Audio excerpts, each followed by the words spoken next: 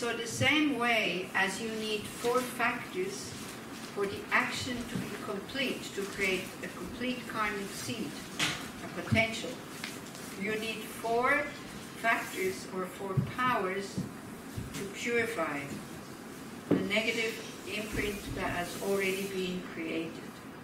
Now, you cannot purify things that have already manifested. If you're born with 1 leg, you can purify as much as you want. The leg will not grow because the karma has already ripened. So what we purify is seeds that have not ripened yet. And that's the problem about purification, because you don't really feel anything. Because there are latent seeds that you don't feel, they don't manifest. So when they go, of course you don't feel anything. So there you need a lot of trust to do it. So it's the same. We can use an example of Fukushima, when they had this atomic fallout. You don't smell it, you don't taste it, you don't see it. But because people who know more than we do, scientists, they tell us, don't eat the vegetables there, don't eat the fish, don't drink the water because it's contaminated. Then we have 2 choices. We believe it, or we say, well, what are you saying? Fish tastes as always, I'm going to eat it. Yeah, this is karma. We can either believe it or not believe it. This we have the choice, because we don't know. Same as with this atomic fallout, we have no clue. But the scientist says, and the EO, you can say, goes, you know, you have this kind of measurement that goes something. So you then think that, okay, they're right, it's true. There must be some atomic fallout because the thing goes like this. That's how naive we are. You call it science, we believe it. How many times has science changed their view since 2,500 years? First the world was flat, then it's round, maybe it's square, who knows? Next time. Buddhism, noble truths of suffering, the causes, possible to get rid of it, and how. Still the same, 2,500 years. Yeah? Okay, so if a scientist comes,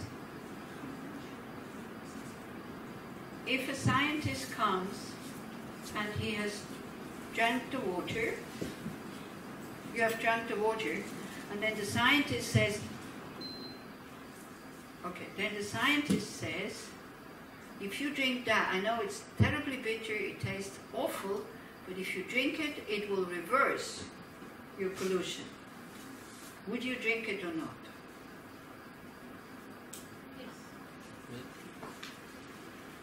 Yeah. Even if it's bitter and if it's disgusting. Even we don't know whether it's true what the scientist says. If the Buddha says, you have created negative karma, this is how to purify it, do we believe it? No. You know, we would do purification practices the whole day if we would really believe it. You know, people would kill for that disgusting liquid that you have to drink. But this, it's so easy to do, but no, doesn't suit me, no need. Because why? Because we don't feel it. And we don't trust the Buddha's teachings. We don't trust karma. We don't have enough trust. Me also included. Yeah, I do purification every morning, but that's what, 5 minutes, and then I still have 23 hours and 55 minutes to create negative karma. So I think that should create a balance. Ajahn bodhicitta, so I hope it will create a balance. Okay. So these 4 factors. The first one is you need to regret or recognize that you have done a negative action. Is that clear? No excuses anymore. Oh, I did it because, well, you know, blah, blah, blah, blah. Oh, this, yeah, like I'm doing in front of you. I've slept with married men.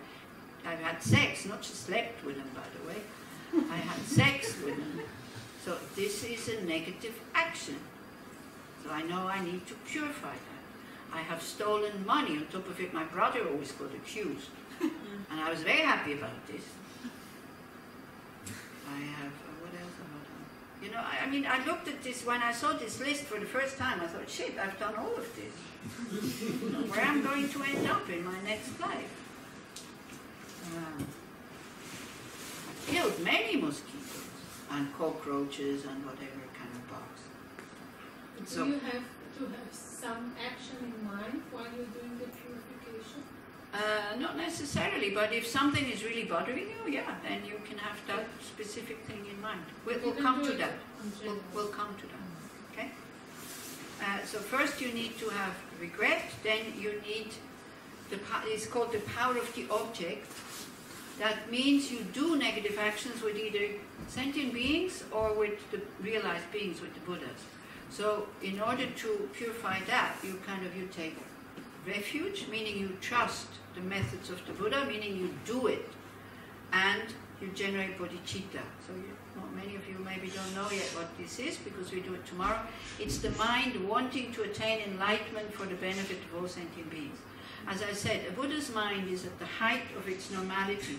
It never does anything negative because it has no delusions. So that's the best way to make up for them. I'm going to work on my mind so there's no more danger that I will harm you. Yeah? So this is how we make up for that. We need a method that we need to trust, and we need a purpose why we want to purify. So if you want to purify because I don't want to suffer, that's very narrow. If you generate bodhicitta and say, I'm going to purify these things because I want to become a Buddha really quickly so I can benefit others, then it's quite big. The reason, the meaning, or the reason for doing it is very big. Now again, this can be totally hypocritical, or it can be true. And I remember when somebody wanted to do a Vajrasattva retreat, a 3-month purification retreat, because he had cancer, a specific Lama told him, no, don't do the retreat, because you do it because you're afraid of dying from the cancer. There's no bodhicitta there. Go and work on your bodhicitta first. That's quite harsh to say to somebody. Yeah. So that's a very big power. This, I do it because I want to be of benefit to others. Yeah. Then you purify. Then the power of the action. So the power of the action is you do an action that counteracts it. And there's very traditional actions, like in the morning you recite the names of the 35 Buddhas and you do prostration and you have the visualization of them coming into you. That would be an action that purifies your negative karma. Or you say mantras. Or you sponsor texts being printed. Or you make statues, or you read sutras. And the best purification is when you study and meditate on emptiness. Because that holding on to an I, to a me, is creating the negative karma, because it creates aversion and attachment. Okay, so those are the specific actions. So a very kind of normal thing that we do in a group is we would recite mantras, and we have the visualization of the light coming into us and flushing out all the negativities. That would be the action. So I don't know how you feel about chanting mantras. Again, it's a bit difficult to ask because maybe you don't dare to say, no, thank you very much, I don't want. I don't know, so maybe those who know the mantra, I don't know, shall we chant mantras or shall we not? Yeah, you say, of course. No, we can try. Well, I don't know. I don't want to insult anybody in their beliefs. We'll chant Shakyamuni Buddha mantra, or Tayatam Muni Muni Mamuni. Yeah, if you don't want to chant it, don't. But also try to, again, think about this disgusting liquid that you would drink without questioning anything. Yeah? What is going on? Why don't I chant this mantra? What am I afraid of? If you're afraid that God is going to punish you, then by all means don't chant it. But why would God punish you if you want to purify your negative karma? What kind of God would that be? Strange being, So you do an action, so that's what we will do. We will visualize that we have different lights coming. White light coming, we have the crown, it's easier, always in the crown. White light to purify negative actions of the body. Red light to purify negative actions of the speech. And blue light to purify negative actions of the mind. So you can, as you asked, you can make a global blanket thing. You think, whatever I've done negative in my body that goes into killing, stealing, sexual misconduct, I regret, I see it as negative. It doesn't do anything good. I would like to purify it, and you allow the light, the white light, to come in and flush everything out, and it goes out of your lower doors. So you kind of visualize that it goes, the future suffering of it. Okay? Then another, the first power and the last power, both of them are very, very important. They're the most important ones. At the end, you make a determination not to do the action again, or at least to be more careful and to be more aware. That's the power of determination or resolve. I want to be more careful to practice ethical conduct. Not, oh, how wonderful, there's purification, so tomorrow again I can do whatever I want to do, and then in the evening I just purify. There's no regret and there's no determination. So you can chant as many mantras as you want. It won't work. So when these four things come together, it is said you can purify all your negative imprints that have not manifested yet. Now, of course, you know, we have negative imprints since beginningless times. Then now we do 10 minutes of purification. You think that will get rid of all of it? It might, if you have a very good view on emptiness. But then what happens tomorrow, or when we go to sleep? I want to go to sleep. What? I'm tired. Yeah. Where's the bodhicitta? May I continue with my practice again tomorrow? May I see my dreams as dreams? May I be able to see reality for what it is, just like an illusion. These kind of things, that is kind of keeping us on the path. Otherwise we just go out and create more negative karma. We're like the elephants. They kind of bathe themselves and then they go out and roll themselves in the sand.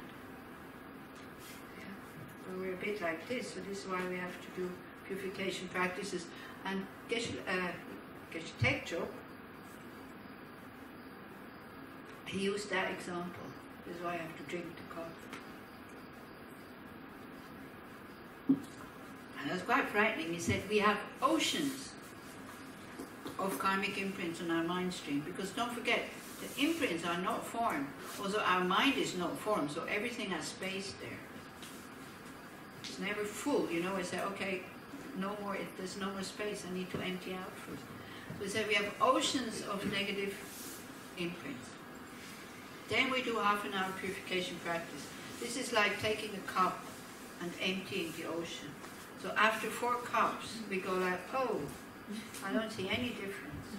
And then we give up. So I usually use a bathtub because it's maybe a bit more. So if your bathtub is stuck, like it's stuck, the water doesn't go down by itself, what do you need to do? Use a bucket. Yeah, this one, but you don't have it, okay? Or it's so stuck that even like this, it doesn't work. So you use a bucket, or use a cup if you don't have a bucket. So after 3 cups, do you see something or not? No. After 3 cups, you don't see anything. But still you know that there's 3 cups less, okay? So again, another example. Here, all the garbage that is lying around. If you go around, and sometimes from time to time, you don't need to pick up all of it, but from time to time, the things that are not too disgusting and there's some kind of garbage bin nearby, pick it up, put it in. Do you think it makes a difference? Yes, even though you don't see the difference, but there's 1 plastic bottle less, or 1 piece of whatever garbage less. And if you continue, although the visitors who come, they don't care. They put the things out again. But I tell you, funny enough, this place gets cleaner and cleaner and cleaner. Every year, there's less and less garbage. So some things, since we started kind of from time to time cleaning up, some things seem to have shifted. Yeah, so we can start. That's what I mean. And we have no choice. I mean, if we want that bathtub to be empty, we have no choice than to continue. Yeah? The power of regrets, first one. Not guilt, not shame. I shouldn't have done it. It's stupid. It's not intelligent. Yeah? This kind of mental attitude. So sometimes they kind of compared with having drank poison. So they use this example. 4 people go to a restaurant, each of them has the same drink. After drinking, the first one drops. The next one kind of starts to go like this. You're still okay, but you know that you drank the same thing. What would you do? I'm so stupid, I'm so bad, oh my gosh, I feel so guilty. Would you do like this? Come on, what would you do? Nothing? Waiting until you drop also? Try to vomit. Hey, who said that? Of course. You use an antidote. You try to do something about it. You try to get rid of the thing that you drank. Means you have to do something. You're not just sitting there. I wonder if that will also happen to me. You know, immediately you go, oh. So purification practice is like vomiting. So sometimes when you do purification practices, you see what happens. When the Westerners, when we do purification practices, we want to feel good in the practice. So this is like drinking the poison and then wanting to feel good while you vomit. So when you know that there is poison, you don't care that vomiting feels really disgusting. You want to vomit. So when very often you do long purification practices, you have a terrible time. Your mind go, anger and desire, and you get sick, and and one who had like skin problems, the whole 3 months, the moment the retreat was finished, it was finished. She tried everything, Tibetan medicine, homeopathic, allopathy, nothing. Yeah. So when that happens with the Tibetans, when they have a very hard time when they purify, they go like, wow, it works. We go like, oh, it's not working. Yeah? You see, we do these practices, we want to feel joy, but it's like out of attachment we want to feel joy, because it's much easier to do practice when you feel joy. The joy comes when you're not looking to have joy, because then the freedom comes. Yeah? Like you just do it. And actually your spiritual practice will start to work when you stop looking for well-being in your spiritual practice. When you still do your practices and your exercises or whatever, when it's not fun anymore, then the mind starts to transform. Then things start to move. While you feel very inspired, if you feel very inspired, by all means kind of enjoy it. But it will end, like honeymoon. The first joy of being in love and all this, it will end.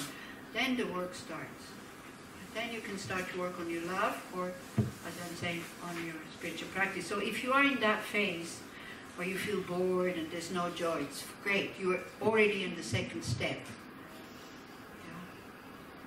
Yeah. And then the joy comes again, but it's a different joy. Not this, oh, so wonderful, I feel the light, I feel my energy, I feel my compassion. Not that joy. Very, very deep sitting inner freedom, actually. Yeah. So, regret, not guilt and shame. Just shouldn't have done it. I shouldn't have drank this thing, but I did. So then what do I need to do? I need to vomit. Or I need to go and find somebody who tells me what to do now. If it's not possible to vomit, you go and find a doctor who gives you an antidote to this whole thing. And you're not going to ask the person who gave you the poison for the antidote. So here, in that case, we ask the Buddha, what can we do? So the Buddha says, take refuge, generate bodhicitta, do an action, and then create the determination not to do the action again. Now sometimes the people ask me, do we need the Buddha? Do we need to visualize the Buddha on top of our crown? We wouldn't if we would start to believe or trust our Buddha potential. If we would really understand karma, it's my mind who creates the karma, therefore my mind also can purify it, we wouldn't need the Buddha, but we don't have that trust. So we take the Buddha. And it sounds a bit theistic, but this is how our mental makeup is made. We need something transcendental so that we believe that we have purified. The whole thing about Buddhist practice is placebo. All of it is just placebo. And the more you know that placebo works and that it is placebo, the better it works. The more you make it really existing from its own side, you reify again the whole thing. Even your spiritual practice becomes kind of tasted. Yeah? So then when you visualize the Buddha and you say, I want to become like you. Why? Because I want to be like you, being able to help all beings by then visualizing the Buddha and then purifying the negative karma. But actually you are just a dependent arising. You're also depending on my mind to be able to sit up there. Yeah? It's not a complete fantasy, but the Buddha also depends on your mind. Yeah? So then it works really well. If you have so much self-confidence that you say, I'm going to put the Buddha figure on my crown, and this is my mind stream, the result of my spiritual practice, that would be the best. And this is what one calls then resultant refuge.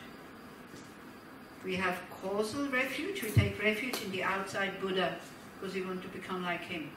But if you can take refuge when you're in a really bad state, you take refuge in your Buddha potential. Wow, that's the best. That is called resultant refuge. Are you clear about these 4 factors? If any of these missing, purification is not complete. You can have as much trust in Buddha as you want and sing as many mantras as you want. There is no regret and no determination. Purification will not happen. If you do not want to visualize the Buddha, it's fine with me. As I said, we'll make it multi-religious. You visualize whatever you want. But you need to be able to give mentally the power to that object on your crown to help you purify your negative karma. That's what is important. Placebo. The more you believe it, the more better it works. So, very strong refuge, kind of, I believe that this thing on top of my crown is going to help me, not by itself, to purify negative karma. And you don't need to ask the Buddha for forgiveness. Why? Because you cannot really harm the Buddha anyway. So it's like, no, please forgive me. It's not the point. You need to understand that your actions are negative and they create suffering. Not just for others, but also for yourself. That's all that is needed. No need for forgiveness. Or like the regret, like the poor sinner me down here and the mighty Buddha up there. Hey, it's not working like this. Do you see what I mean? Everybody. So I'll leave it up to you what you want to visualize. Of course, I will describe the Buddha. After all, it's a Buddhist course. Yeah. Sometimes people tend to forget that a little bit. But then you are very welcome source of light or some other form or whatever. Something that you trust. Yeah? Can you explain the colors? Is it white, blue, red, the Others? No, you want the to colors, find. the colors. Huh? Colors. The colors. White for body. White for body. And so usually you do like this, but then it makes it too complicated at the beginning. White for purification of the body.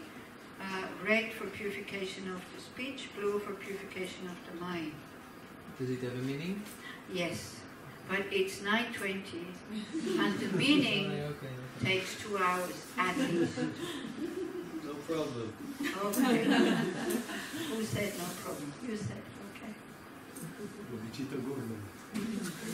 Well, it colors symbolize body, speech, mind of a Buddha. White for the body, because it's Vairochana. Blue for the mind, it's Shobhyo. And red for the speech, which is Amitabha. It's the 5 wisdoms, which are an antidote to the 5 poisons. Has to do with the elements and the directions in the mantra.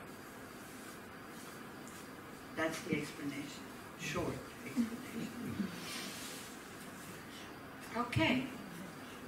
So we turn down the light. If again you think this is funky and you don't want to do it, by all means, you are very welcome to leave. Yeah? If you need to go to the toilet also, maybe we give like 2-3 more minutes for people who need to go to the toilet. It's kind of, 25 past 9. I will do until 9:45. I know it's too long. Yeah, I do know it's too long. You need to twist the matrices? Huh?